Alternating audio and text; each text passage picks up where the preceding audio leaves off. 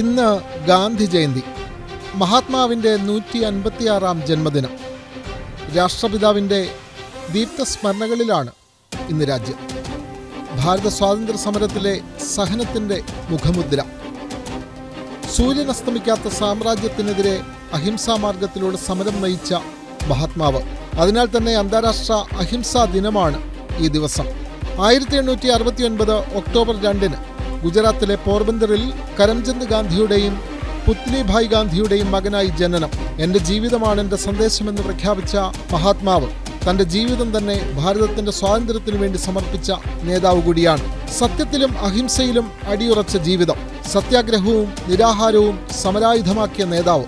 ഗാന്ധിജിയുടെ ആത്മീയതയിലൂന്നിയ രാഷ്ട്രീയ പ്രവർത്തനത്തിൽ ആകൃഷ്ടനായ രവീന്ദ്രനാഥ ടാഗോറാണ് ഗാന്ധിജിയെ മഹാത്മാവ് എന്നാദ്യമായി വിശേഷിപ്പിച്ചത്.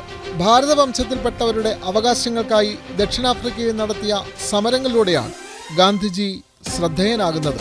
പിന്നീട് ഭാരതത്തിൽ തിരിച്ചെത്തിയ ഗാന്ധിജി സ്വാതന്ത്ര്യ സമരത്തിൽ സജീവമാവുകയായിരുന്നു. സത്യാഗ്രഹം എന്ന സമരമാർഗത്തിന് രൂപം നൽകിയത് ഗാന്ധിജി ദക്ഷിണാഫ്രിക്കയിലായിരുന്നപ്പോഴാണ്. ദക്ഷിണാഫ്രിക്ക മഹാത്മാഗാന്ധിയുടെ രാഷ്ട്രീയ പരീക്ഷണശാലയായി വിശേഷിപ്പിക്കുന്നുമുണ്ട്. ഭാരത സ്വാതന്ത്ര്യ സമരത്തിന്റെ നേതൃത്വം ഏറ്റെടുത്ത ഗാന്ധി നിസ്സഹകരണ പ്രസ്ഥാനത്തിലൂടെയും ക്വിറ്റ് ഇന്ത്യ പ്രക്ഷോഭത്തിലൂടെയും ഉപ്പ് സത്യാഗ്രഹത്തിലൂടെയും ഭാരത ജനതയുടെ പുതിയ സമരമുഖങ്ങൾ തന്നെ തുറന്നു.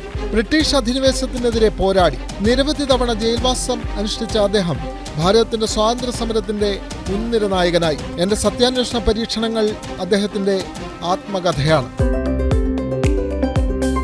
ഇന്നലകൾ ഇന്ന് powered by hotel Chithra, pure vegetarian, Marthandam, Kanyakumari, Nagercoil.